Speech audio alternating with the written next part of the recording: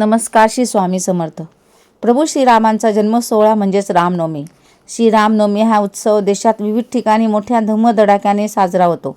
कौटुंबिक, सामाजिक आणि नैतिक तसेच राजकीय मर्यादेत राहून पुरुष कसा उत्तम होऊ शकतो हे श्रीरामाच्या जीवनचरित्रावरून कळते. श्रीराम केवळ आदर्श पुरुषच नव्हे तर ते एक वचनी, एक पत्नी और एक वाणी होते. प्रभू श्रीराम खरोखरच पृथ्वी तलावर अवतरलेले परब्रह्म होते.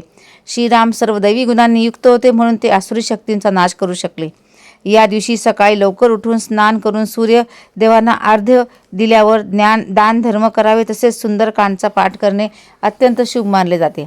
रामनवमीला राम मंदिरात जाऊन रामाचे व हनुमानाचे दर्शन घ्यावे व दिवा लावावा.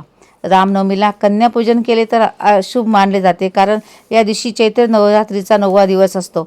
सुख समृद्धीसाठी राम रक्षा स्तोत्राचे पठण करावे, तसेच आपल्या क्षमतेनुसार दान धर्म करावा. या दिवशी हनुमानाचे नक्की दर्शन घ्यावे. रामनवमीला तुळशीला दिवा लावा व 3 प्रदक्षिणा घालावा, कारण श्रीराम हे विष्णूचे अवतार आहेत. धन्यवाद.